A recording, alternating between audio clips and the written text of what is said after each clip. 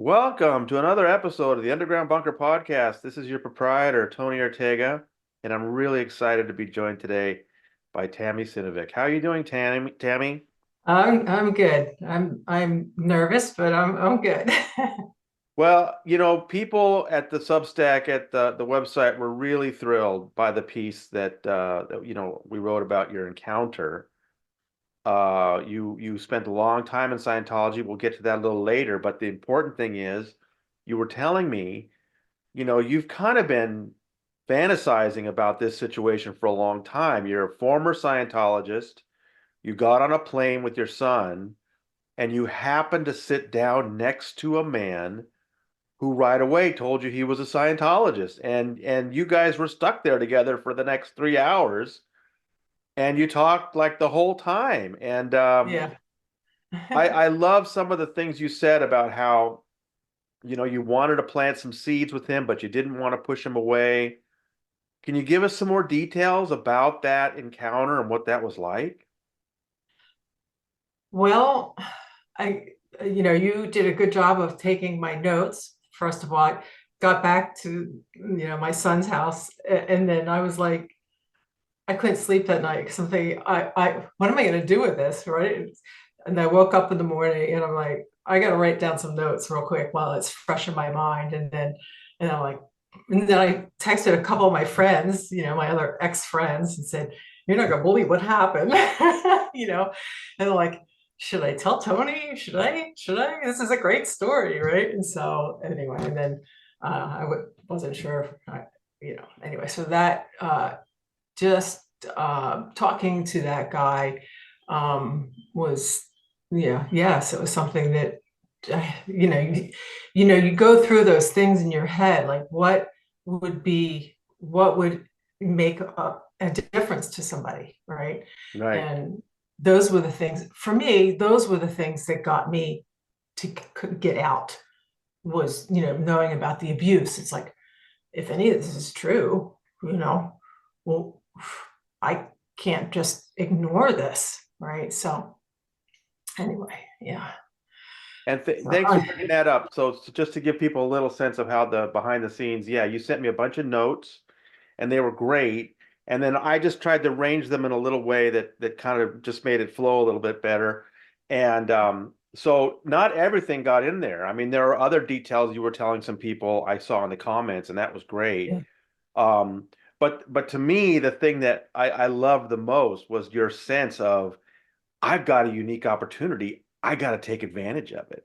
Like you yeah. told me that you were not going into certain areas because you felt it was stuff he might not have seen. And so maybe he would have a little harder time believing. Right, like the whole, talking about the whole. So, I did tell him that when I had been told to disconnect from Eileen Clark, who has since passed, um, that she told me about abuses at the in base. And when I was in, I didn't know where the in base was. I didn't know it from gold, from golden era, I mean, I didn't understand any of that because I wasn't, part of that group, right? So, but I told him, I said, hey, I heard about this, this abuses that were going on at this in base. And so I said, I'm not going to get into it, but there were abuses that were alarming enough that I was concerned. If you want to know about it, read the St. Petersburg Times. Yeah. So that and that opened up that a little bit, but then that was also what I was telling him about with the St. Petersburg Times. Also, there's all these people who we used to see at the events, right? And so, and I had mentioned Gillian Reserve. I can never pronounce his name right, but Guillaume Lesèvre. yes, yes, sure. um, and he's like, yes, I could never understand him. I said, oh no, me neither. I can never understand him. And so and Dan Sherman always was like, oh, but I told him, I said, when we used to go to events, my husband and I would say, oh, Vladivostok or whatever in Russia, they've got these great stats.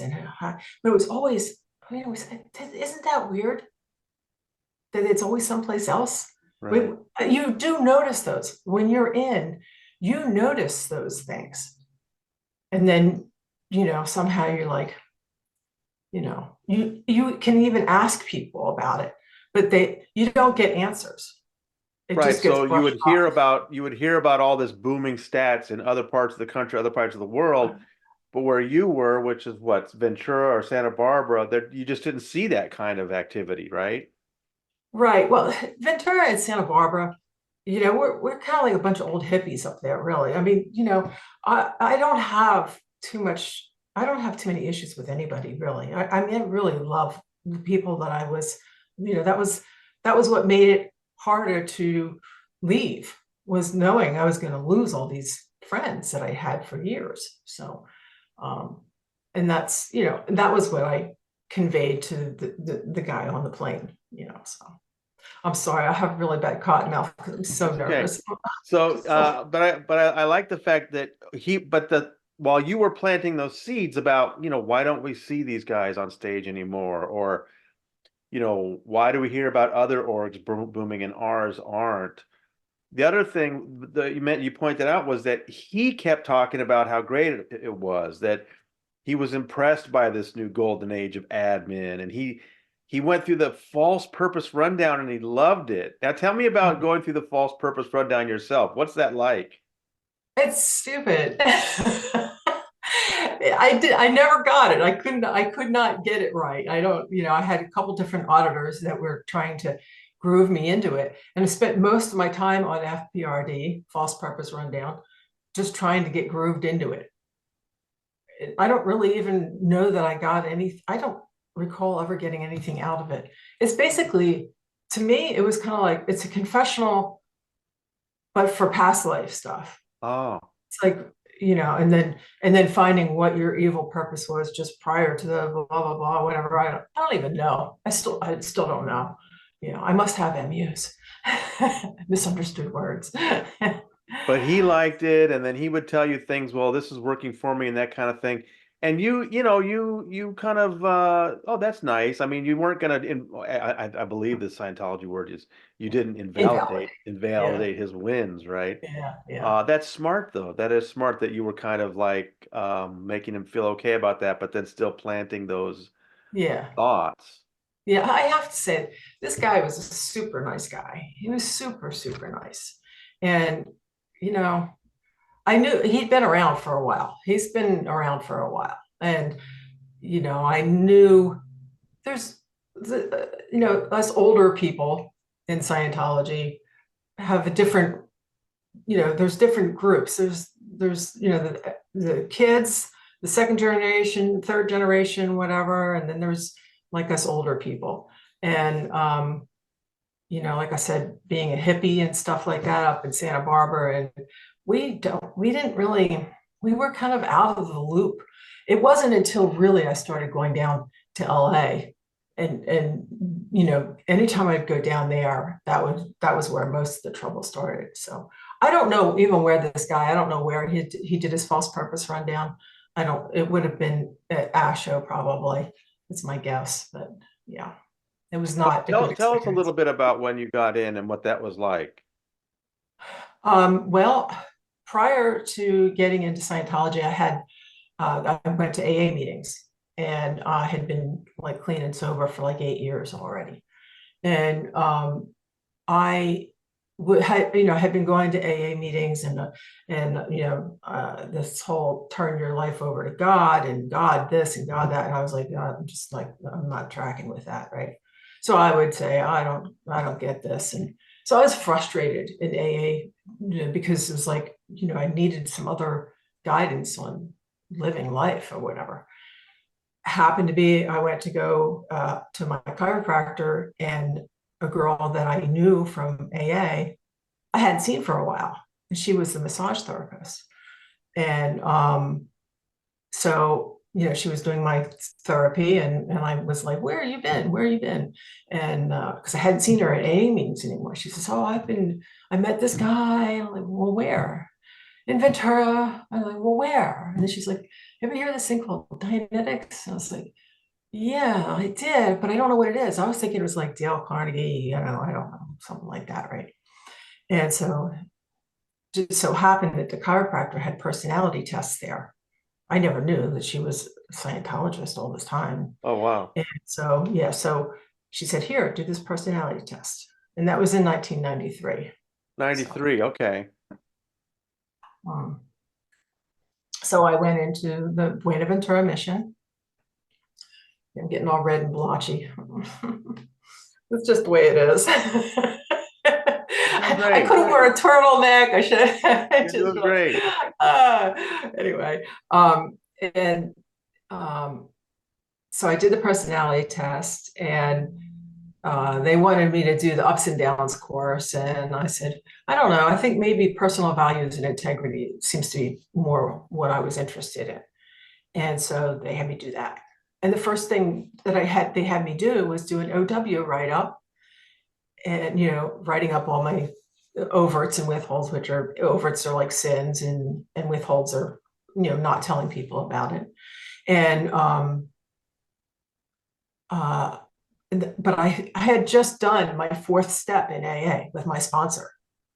I had already like gone through all of this stuff. And so I'm like, I'm done. I burned it. I'm done. I don't need to do this. And so that's how it started. But you didn't get the exact time, place, form, and event. I'm like, exactly what happened, where it happened, how did it happen, all that kind of stuff. I'm like, yeah, okay. So I wrote up a bunch of stuff, and it was like, whatever. And then I got, I think my next thing was Purif, and then, which I hated, and life repair, which I liked. I liked life repair because it was more tailored to suit me and what was going on with me and what I wanted to handle. And I liked that. Um, and there was some weird things at the beginning, like even because I had my dad's wife, she had sent me a Reader's Digest. It's a condensed version of the Time article. So Mm. she had sent me that data. So like right away, I have to handle family members of why I'm doing this. So it was weird right away. Like right away, oh well, you need to handle it. I'm like, well, she's just giving me information. It's I was wondering what is this about this Xenu guy and all this. I don't know. We don't know anything about Xenu. So, like, so it started off right away. I was deceived from the start, right? And yeah, and then uh but that's where I met my husband also. He was souping in the course room. He was a supervisor, kind of like, except for it's not a teacher, it's just somebody kind of looks over you and says, well, what does it say? What's your words that you don't understand? Or do a demonstration of it or whatever, right? So, and I was reading about the eight dynamics. I got to the eighth dynamic. It's like, I don't have to, I was told when I started here, I didn't have to believe in God if I didn't want to. And so, but then my husband, to be, Derek says to me, well, most people do. And I don't know what your problem is and that kind of thing. And I was like, who is this ass? Right. I was like, I did not like this guy at all. Right. And he thought that I was like a man hater, and it was just weird. Both of us did not have good first impressions of each other. And but when he turned around, he had a great ass. So it was like, oh, but he's got a great ass, right? So, and it's funny because it turns out that and I thought I got to stay away from this guy. He's loud. You know, he's just he's not my type, right? And he was looking at me. He's like, I gotta stay away from her. She's a man hater. So it was kind of funny. But then he went away for a little while, and he went to Las Vegas to go work. He was an electrician, and I say it was because most people know that he passed away in 2021, March 13th, 2021, to be exact. And but when he came back, we kind of met up. We were both at the ATM at a bank, and he's like, "Hey, you want to go to dinner sometime?" I was like, "All right, you know." And the first time we went to dinner, there was my ex-boyfriend at the restaurant. So that was really awkward, you know. It was just weird. It was really weird from the start. But and then, we just sort of hooked up then. Um and then in 94 I went to Flag for I did a couple courses there. I was going to be trained to be an auditor. And because I had the company that I was working for, I work in like optics, we're making like laser optics and stuff for missiles and satellites and whatever, right? Sensors and things like that. Um, and so the company that I was working for closed down. Okay. And so I was like, I needed to either get retrained to do another job, or they talked me into joining staff. So that's when I joined staff. I joined staff like in 93, and then I was like, I chickened out. But then I lost my job, and I was like, okay, I'll join staff. So I did that. Well, okay, one of the biggest problems was the Raul Lopez case.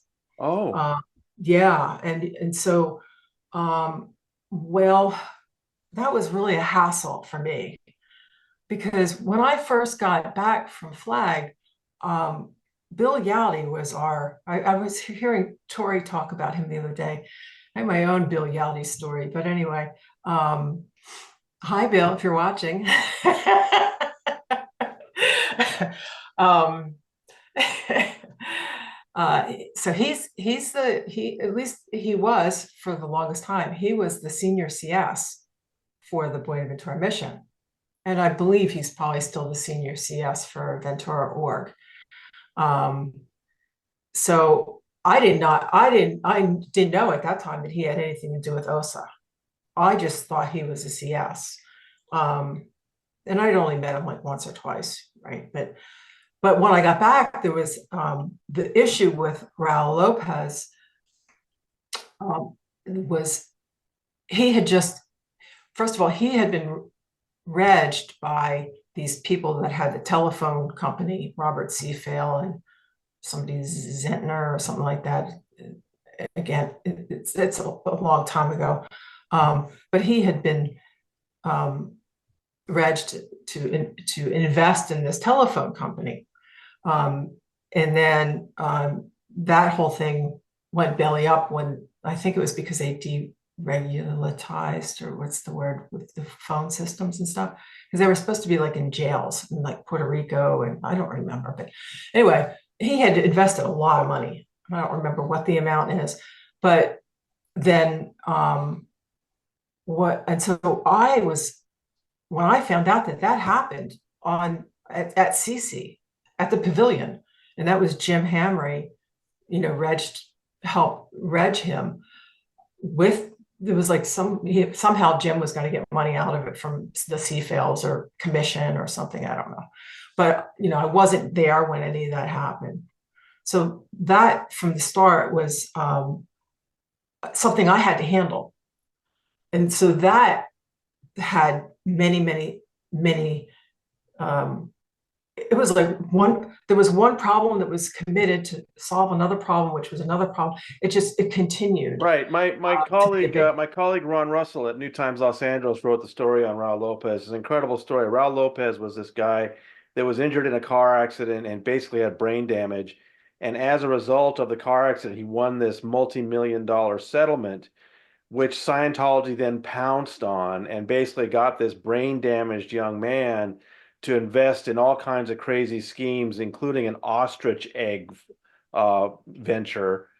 And his attorney, who was supposed to be looking out for him, was a Scientologist by the name of Brent Jones, who years later became a legislator in the state of Nevada. And more recently, we've been hearing his name because his real water company turned out to be poisoning people. So just a bunch of just crazy Scientology's, flim flam artists. This kid had a couple of $1 million under his belt, And so they just went after him in a lot of different weird ways. So you were dealing with some of the fallout on that, huh? Yeah, because what happened was what I saw is that this was Jim should not have done this. They shouldn't be going after his money.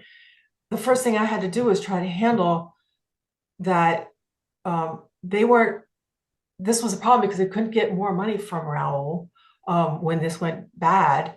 And then, and his mom was a problem. Mm. Yes. See, Raul had refunded earlier. He had refunded because his mom didn't want him to do this. But then he like got that all straightened out. He wanted to do more. And so he had to handle his mom. So I had to help him. And that was the only time ever where it was brought up that it was that disconnection. That was the first time I had heard, like, understood that, like, hey, they're talking about, like, if he can't handle his mom, he's gonna have to disconnect from her. And I was like, that's crazy. No, it's his mom. We'll work something out, you know? So I basically pulled Raul aside. I said, look, here's the deal. Yeah, I don't want you to have to disconnect, but like we have to do something so that this isn't a problem. Come up with let's work out some agreement. So he did. He worked that out. I mean, eventually it didn't work out because, he ended up suing, but what happened was I had to work with Raul to go down to the charter committee. It was a wise charter committee, and I had to meet with Robert C. Fail and I had to meet with these people with Raul. And Raul, everybody's, he's, brain damaged and all this kind of stuff, is functioning adult. Okay. He's not, he really wasn't. When he first came in, he was not in very good condition. So I don't know that he didn't benefit in some way. I don't know that. I do know that when he started, I had to work it out. So they worked out that they were going to give him X number of dollars per month, which was okay. That worked out because it was fair. We worked out what was fair is that they would, reimburse him for his losses, basically. But it would be over time. And everything was going okay with that, except that they weren't making payments on time, the monthly payments that he needed. And he was building a house and doing all this stuff and getting involved with these ostriches. So then I got involved with the whole stupid ostriches and the incubators and the blah, blah, blah. And then, his dad had these ostriches and the ostrich died and then what? And then, that was my egg that was in the, just like, and I had to, and then, but I had also had to deal with Brent, Jones, because he had issues with the SEC, right? So I don't know. I had never even heard of the SEC. I'm like, I have to learn I mean, the point of all this is that this was beginning to make you see that all Scientology. of that, because I was, yeah, and that was because, I was having to handle Raul Lopez, calling all the time and like every hour and saying, where's my money? Where's my money? And like, why is that my problem? Right. But it became my problem. And then we came up with unusual solutions because every event we went to, we would sell them all of the CDs and whatever the newest release was. And this guy was just, handing over money to Jim Hamry, And so I see from the start, I saw Jim as being unethical, not Raul, but they kept turning it around to make it look like, it was Raul Lopez that was the problem. And so, I'm starting to see this. This is the kind of thing. And, and then dealing with Brent Jones, that was, he's not my favorite person. I'll just put it that way. I don't think that he's in Scientology anymore. I really don't. But Brent, if you're seeing this, we'll talk. But I don't know. Janice told me an interesting story that, I mean, not too many years ago, she said something about there was a dinner going on, and once Brent realized Janice was in there, he wouldn't come in the house because he couldn't be near an SP, suggesting that he was still in. So, but I mean that's probably been a few years, but we can say what we want about Brent Jones now because Yeah, that damn real water almost killed some people. So, yeah, I know, he's I know. lucky he's not in jail. Yeah, he's a lot. That's the thing about a lot of a lot of Scientologists is it's like that get rich quick. There's a lot of people in our area that did these timeshare things, or they're always doing all these vitamins and all Right. the, Well, all these things. when you were seeing all these things and they were concerning you, what would your husband say? What would Derek say when you brought these up? Because I know I think you got out before he did, right? So Mhm. why were you seeing these things and maybe he wasn't? Um, he saw them. Yeah, we would talk. We would natter, is what they call it, natter. We would natter. We would go out to dinner, we'd have a drink, we'd start nattering together, and then we'd have to confess to nattering and but um yeah, I don't know. Um it just was long hours. I had my daughter in 1995, and I'd have to come in the morning. I had her with me, and I'd prop her on the sofa while I cleaned the ED's office, the executive director, Kathy Steiner. Kathy, if you're watching this, hi. um, and her husband Tom, he's also passed away. um, I don't dislike any of these people. I really don't. But the hours were long. Tom and Kathy ran that mission like like a Sea Org mission, like it was a Sea Org run kind of place. The hours were long. I had to be there from 10 till 10, but I was oftentimes there till 2 in the morning or whatever, doing the exec council working on the reg battle plan. Who were we going to reg? How were we going to reg them? And a lot of people, oh, hold on. And you were paid way more than Sea Org members were, right? How much were you getting I paid? wasn't. It was less. I was getting about $30 a week. Well, I was just Yeah, kidding. Yeah, okay. yeah, 30, so yeah, about the same as a Sea Org member. That's amazing. yeah, yeah. Well, no, Sea Org, I think was getting 50 or something, but yeah, I know I was getting 30. Occasionally it would be How were more. you living on that? Well, Derek was working. He was an electrician. Okay. But he turned out as a journeyman electrician. He's a union guy, and which is there aren't too many. There, I think typically most Scientologists are Republican leaning. I'm not going to get into politics, but my husband was definitely. He was middle, but union usually are going to be Democrat. But anyway, he would work. So he would work all day, and then he'd come in, and he was on staff as an auditor. He was a class 4 auditor. So he would work as an auditor at night. So we Wow. had these 2 kids. So then we'd have them in daycare, and I'm paying, to have 2 kids. I had my other son in 1997. So at that point, I had my daughter with me on post. Like I was nursing on post while I'm on the phone when I'm dealing with Raul Lopez. One time, funny, quick little story. One time, Raul's in there, and he's like, "These people, everybody says they're the most ethical people," and it's like, and he was loud, and I was so annoyed by him. I was like, hold on a second. And I had my daughter, and I said, "Here, hold the baby," and I had him hold the baby. Right now, it would not have been a big issue, but I was just like trying to get him to see, like, I got my hands full here, give me a break, right? So later on, I found out from Wayne, who was the lead auditor, NCS for the mission.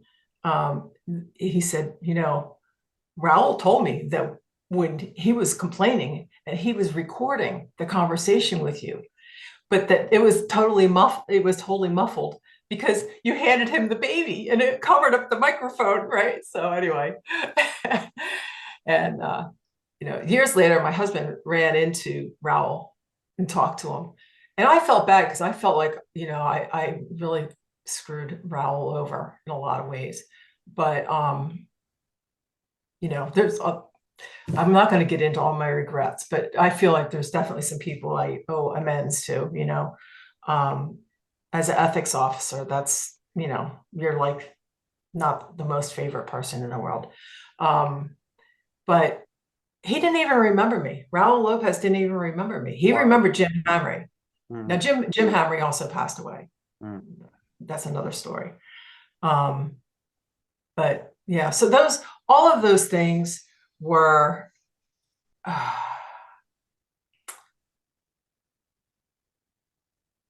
it, well, what happened? I know what happened. I'm trying to remember all this. So with both of the kids in daycare, it was costing us like $150 um, a week. Yeah, 150 a week, which is nothing compared to what it is now, but at that time, that was a lot, especially when I'm making $30 a week. It's Right. like, when I'm like, so when after I had my son, it was too much to have both of the kids there at the mission with me. So it's a year and a half difference. So I had my daughter there pretty much for a year and a half. And then I got told, no, you need to find daycare. So that's when they both went into daycare. And then it was just, we shuffled them around daycare. Fortunately, my mother-in-law helped watch them a lot. That lasted for quite a long time until her own mother became sick. And so she couldn't watch my kids anymore, or our kids.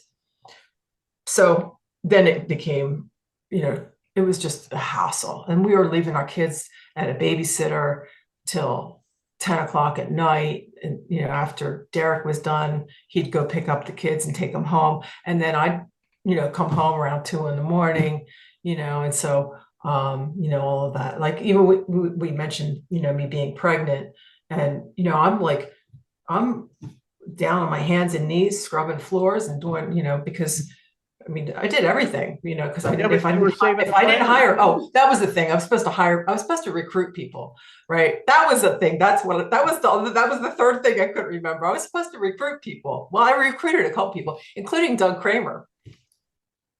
Yeah. I didn't know Yeah. that.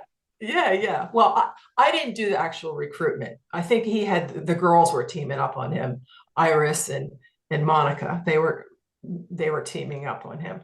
But he had to come to me to sign the contract. Wow. And I was like, this is never going to work. But anyway, and it didn't. He lasted like a week on staff. And yeah, he was, no. Yeah, but Tammy, I know those hours were long and you weren't making much money, but you were saving the planet, right? Yeah, I didn't feel like I was. I really didn't feel like I was making a dent, but there is a little bit because But what were they telling you that made that at least for a yeah, while that's what they were telling me. working for you? In other words, I Yeah, mean, you became disillusioned, but working long hours, your kids in daycare, you're not yeah. making any money. When it did work for you, what was it that was convincing you that this made sense?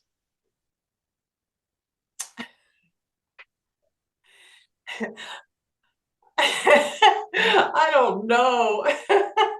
I just I think it was the the whole team thing, the whole, like when I grew up, what I wanted to be when I grew up was I wanted to be a hippie, right? And I wanted to be like this commune type thing. I was like totally into this whole thing. And these were my people, and we were gonna save the world, and we were gonna do all this. It was very hippie like. And I'm like, I think I've reached my goal here. I think I might be becoming a hippie. Yay. So I don't know, but I mean, we had, there was fun. There was fun. Some of these, when we would be up late at night, we get a little punchy sometimes, you know, talking about just whatever. And, like Chris Baumgartner, he was so funny. Mhm. And we would just joke around, and, and even, Jim Hamry, and we did have fun. There was, and a lot of these guys like Tom and Jim and Mike McDill, all these guys were musicians. And so, they would jam in the course room after hours, and we would have little parties here and there. We'd have picnics. And so there was a sense of belonging, I guess. And, the training, it was, and when you're doing the training and you're getting the auditing, it's like everybody has like the same goal, everybody has the same bridge, and it's very clear cut, which was kind of, that structure was something I was looking for after having been in AA. And it's like the structure was, believe in God and then trust in God, and then God will fix things. And it's like, I wanted like a little bit more specific detail, and that's what was promised. That was Right. the carrot that I kept chasing, was that if I just followed these steps, I would improve myself. I could, Right. get over all this. And I continued to stay clean and sober during this time, so But then what? So let's get to where you've left now. You've had these disillusions. You've seen these things. Things have been really hard. But you get to a point where you've kind of gotten out, but Derek's still in, and now your kids are getting old enough that they're getting involved. And then Julia, your daughter, actually wants to go on staff when she's like 13 or 14 or something like no, that. no, no, she had just turned 18. Oh, 18. Okay, I'm sorry. Yeah. But in those teen years, she must have been getting influenced by it, right? Right. We sent our oldest two kids, we sent them to Mojave Academy. And that was in New Mexico. That was in Dowdle, New Mexico. Mace Kingsley Oh, Ranch? no, no, it was Mojave Academy. Mojave Academy. Okay. Yeah, it was one that was started by Yoka Clegg, Craig, whatever it is. Yeah. And then, but then she wasn't doing it anymore, but it was Kendra and her mother, Sherry, who were running that. Okay. Nice people, really nice people. And Okay. I mean, I know there were people that had been to the Mojave Academy when it was in Mojave, and they had bad experiences. I've had conversations with some of those people, but for the most part, my kids liked it. They look forward to going, and it was not cheap. They went there. And so that's where they started to make all their friends there. And all of those kids have ended up, in the Sea Org or staff members, or, almost all of them. Some of them were just sent there because they were problem kids.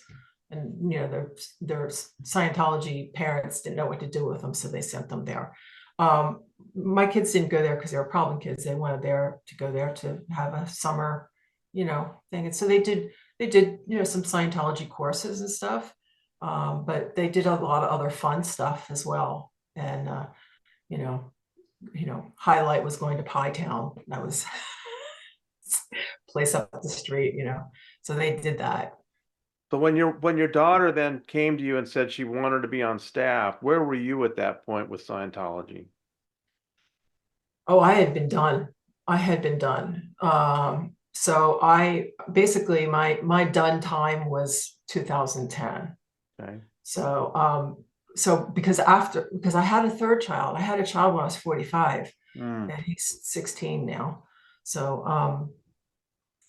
for those that don't do math quick, I'm 62.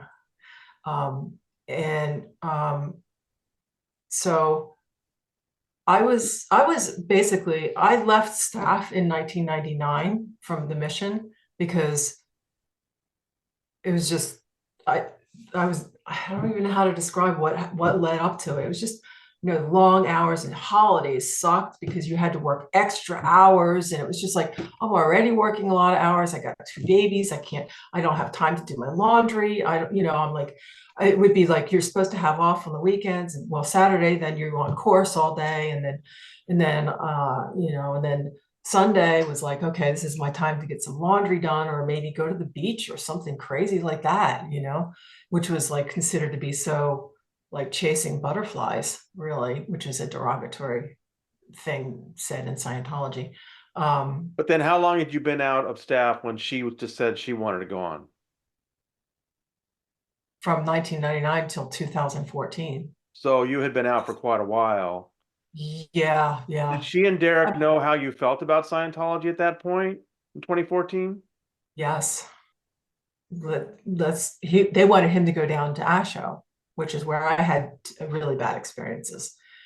And so I said, well, let's have you go to Flag. So I set it up with Barbara Dews. Let's have him go to Flag, make sure everything's okay. If there's any issue with the fact that I had talked to these ex-Scientologists, let me know. I'll do a write-up on it, whatever. So that before he goes, and he goes there in 2015 and to do his CCRD again, and they send him home to handle me. So he So, still doesn't get so onto his he had CCRD. been punished at one point, but now he'd been working himself back into a good favor. He was working towards getting clear, and now his assignment was, well, you got to take care of your wife because she's clearly straying from the fold, right? Something like that. Right? Yep, yep, yep. So, and he came back, that was in September of 2015. And then in November of 2015, he was diagnosed with stage 4 colon cancer. So handling his wife was not really, if anything, he needed me because now he's got to go through cancer treatment. So that brought us together. But then But what he was was happening still with in. your daughter in the meantime? Oh, that was a big blow up. That was a big blow up. That was in 2014. So she turned 18 in 2013, and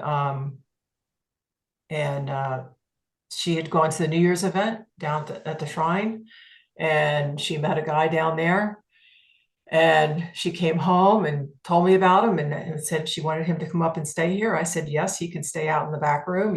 And he's not in your room, that kind of thing.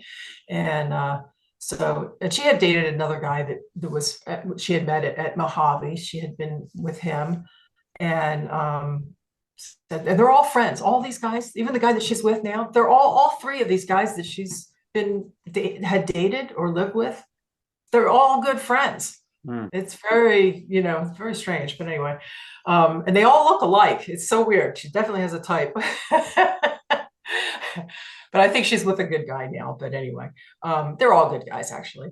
Um, so yeah, so my husband was still, even though he had been diagnosed with cancer and everything, he was still getting assists and stuff. Um, but Which is basically Scientology faith healing. yeah, laying on of the hands, right, so to speak. Yeah, but that didn't last long. He only did a couple of those, and that was about it.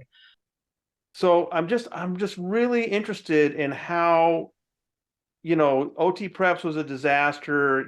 You're mentally out of Scientology, but everybody is still in. Your husband has been tasked with dealing, handling you, but now he's sick. Your daughter wants to commit to staff. Tammy, how did you survive all that? What was going on in those years between the time that you got out in 2010 and the next 4, 5, or 6 years? Well, I had some help.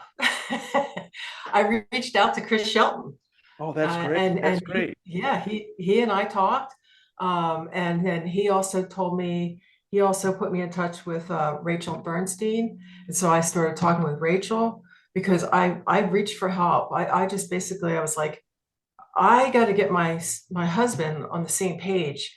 He was upset about my daughter leaving because she dropped out of high school. He was upset about her leaving. It was a big problem in the household.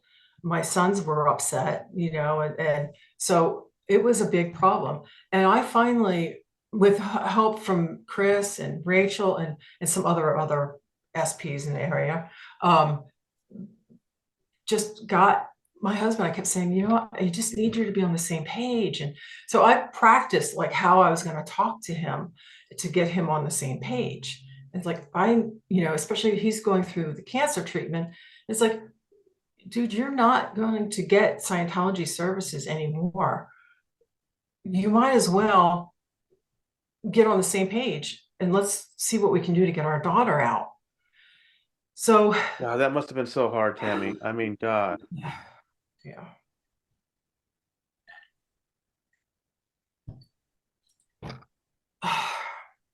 It was.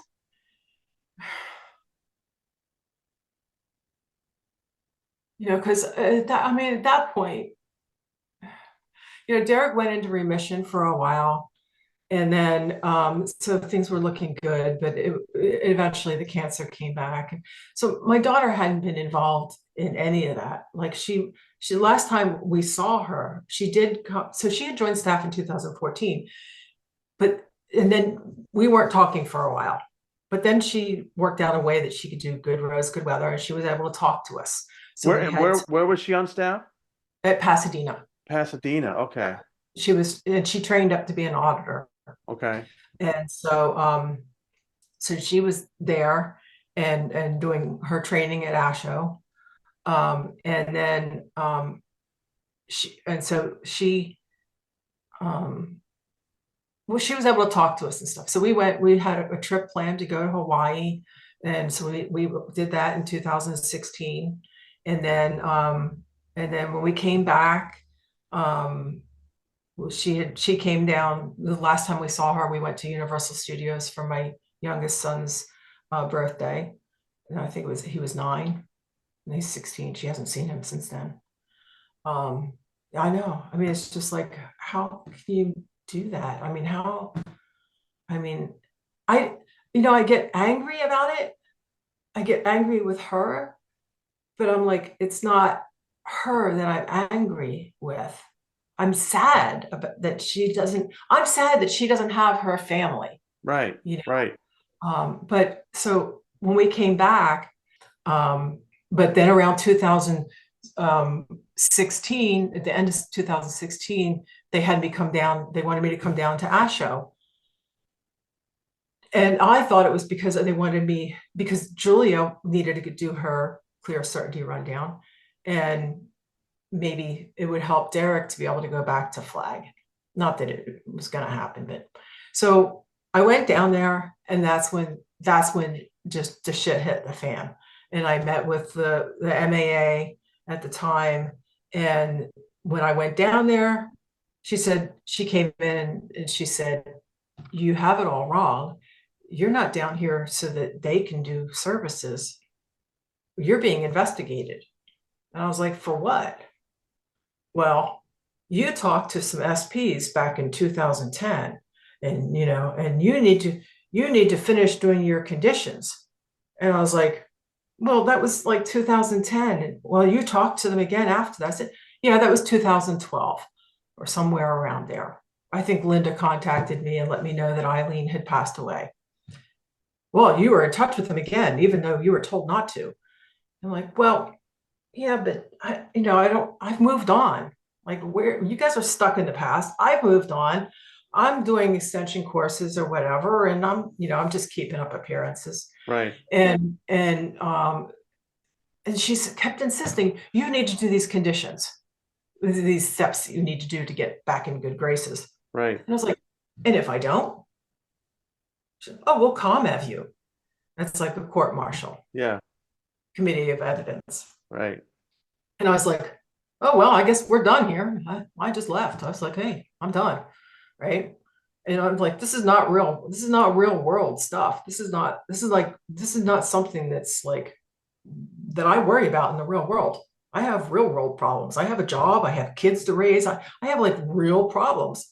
Not this. This is not real problem stuff. Right. This is whether or not I've done these conditions because I talked to somebody that I wasn't supposed to talk to, because the truth is I can talk to whoever I want. And that's the nice thing about being out of Scientology.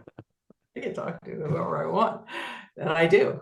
I have more ex-Scientology friends than I ever had Scientology friends, Tony. That's I really good. do. That's good. Yeah. Yeah. And I'm sure I'll have more after this too. So what was the fallout then when you left and told them you weren't going to do that? Even that wasn't enough to get Derek out, Hmm. but I kept working on him, and at that point, I told him that I had been in touch with Rachel and that I wanted to go down to meetings. They had group meetings of other ex-members of all cults.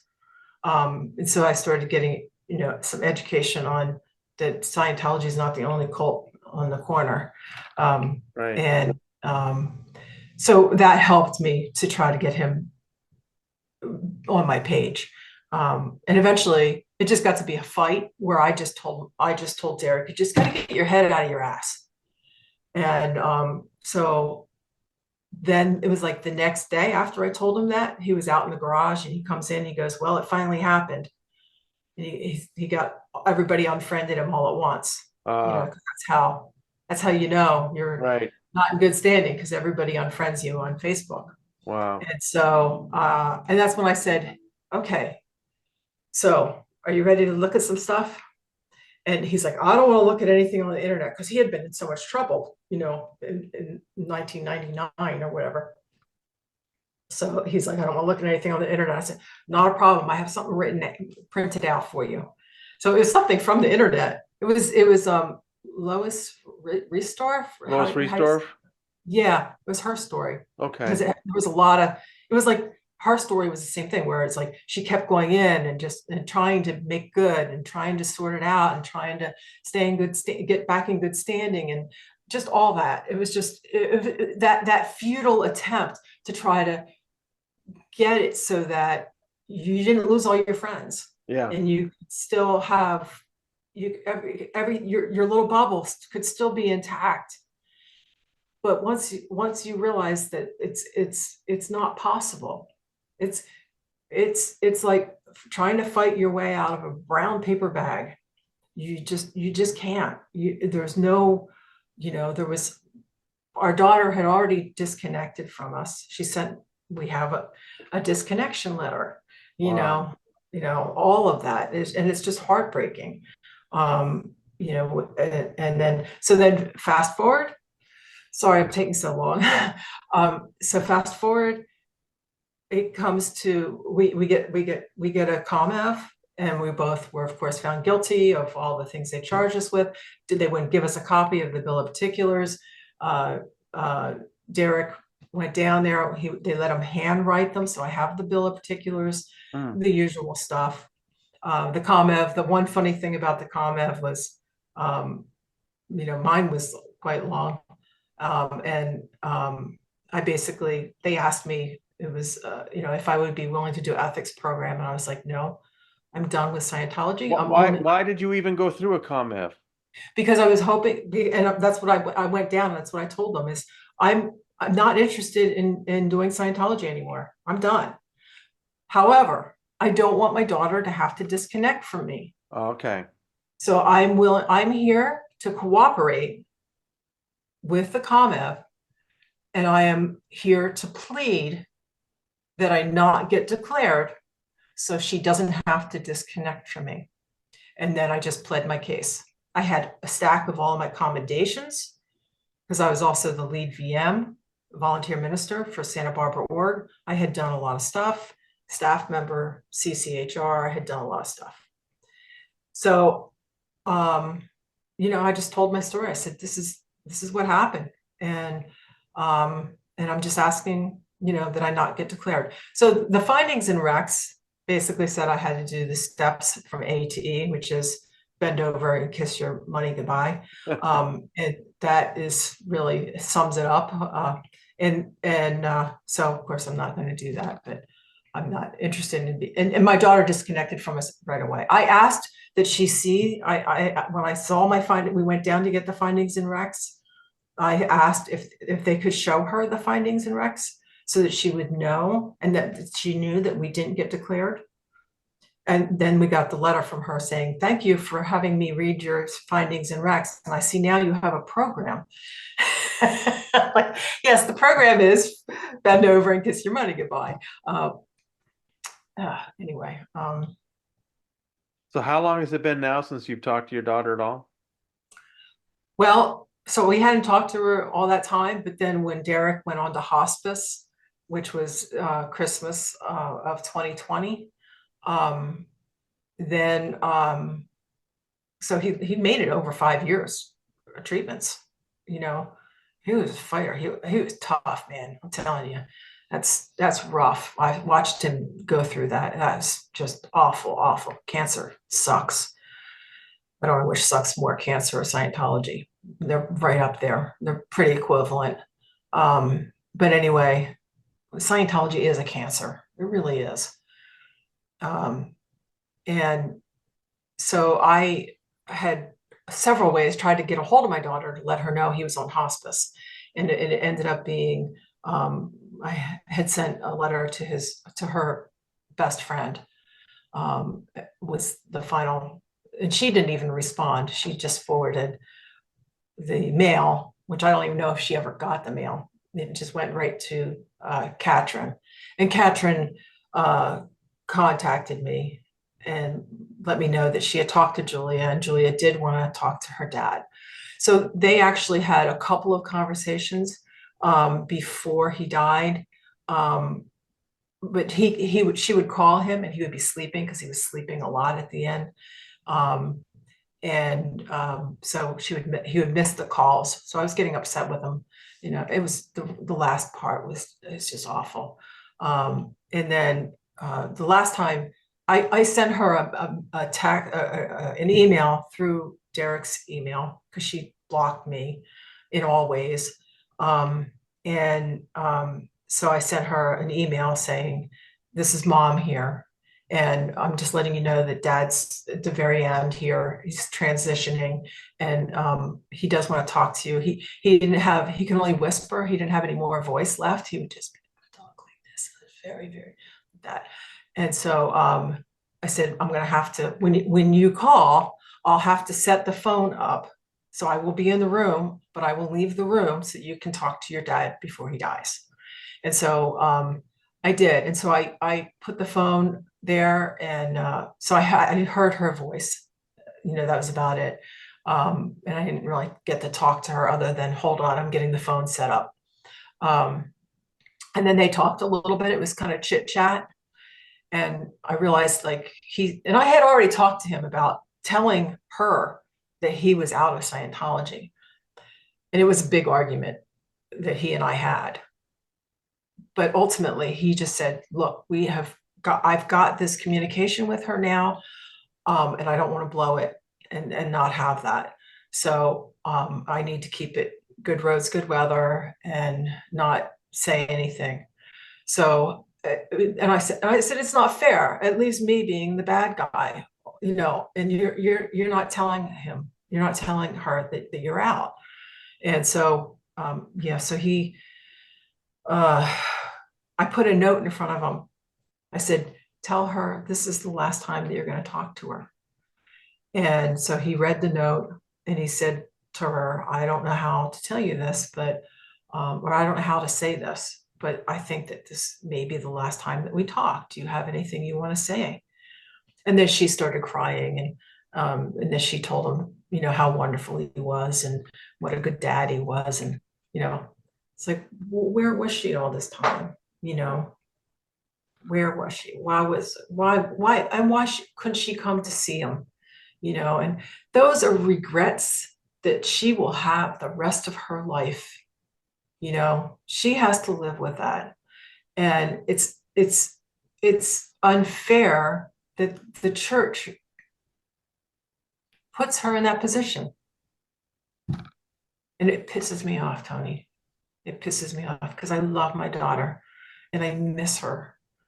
You know, I mean, I have my sons, thankfully, um, you know, but you know, I don't know. I mean, there may be some people that know her, that she ran in those circles. She's, you know, she's in Clearwater now. She's in those circles.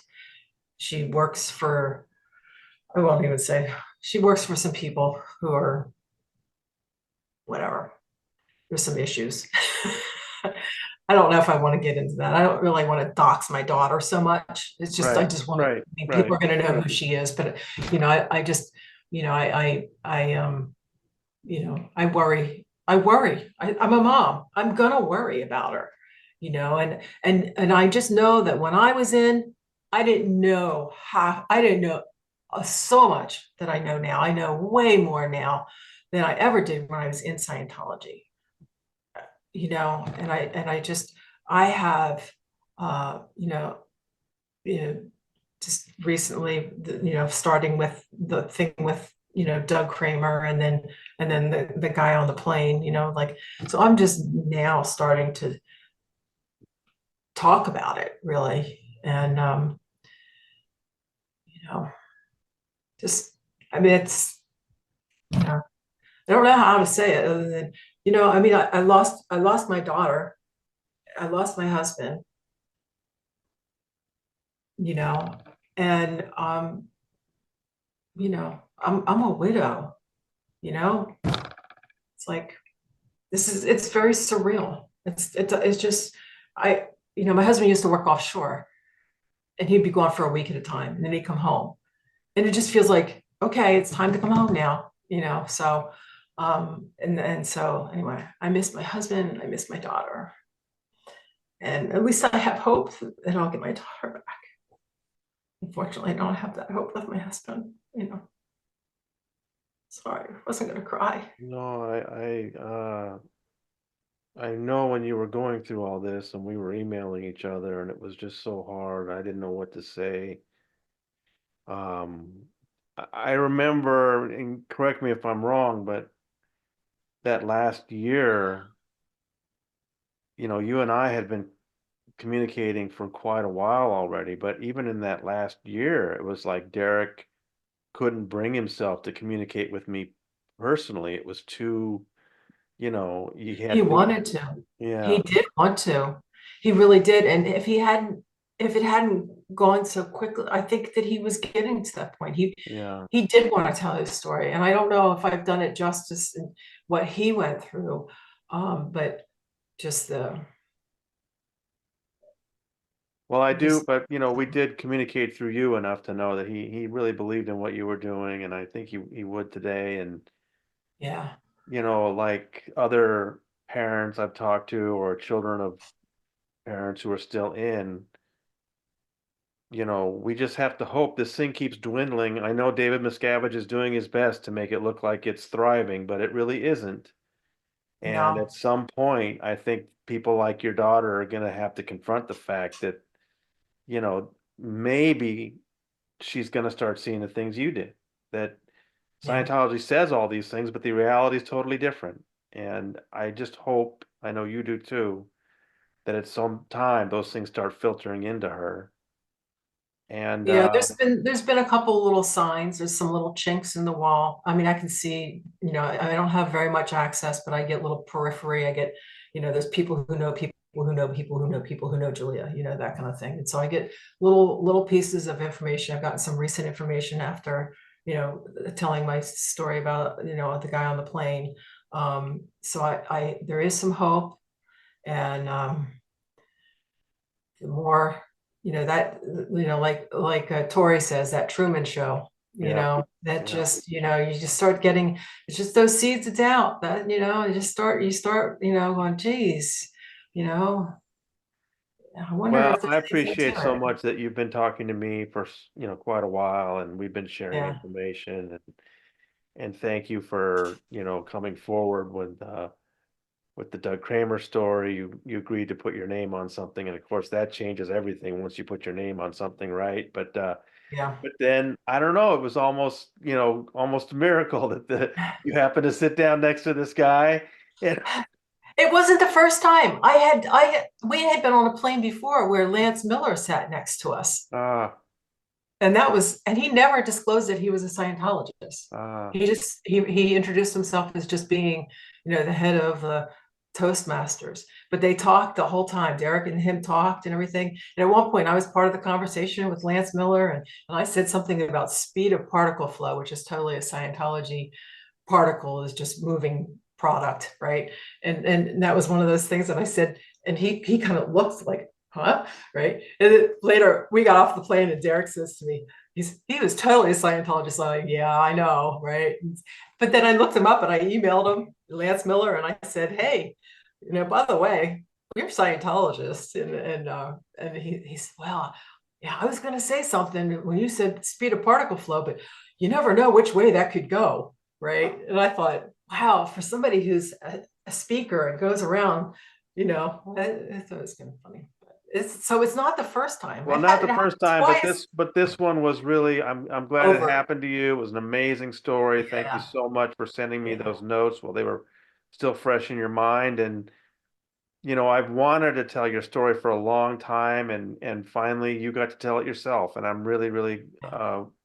glad that you did that. I appreciate it so much, and thank you. Sorry, I went into the weeds a little bit. I know Oh, you're going it's to all have a little right. bit of editing to do. I'm Oh, sorry it's all about right. that. It's all right. My first interview. It's a great story. I'm glad you told it, and I'm so glad that we're going to keep talking about things. And I'm just looking forward to that day when you hear from your daughter. Yes, thank you. All All right. right, Tammy. Thank you so much. Bye.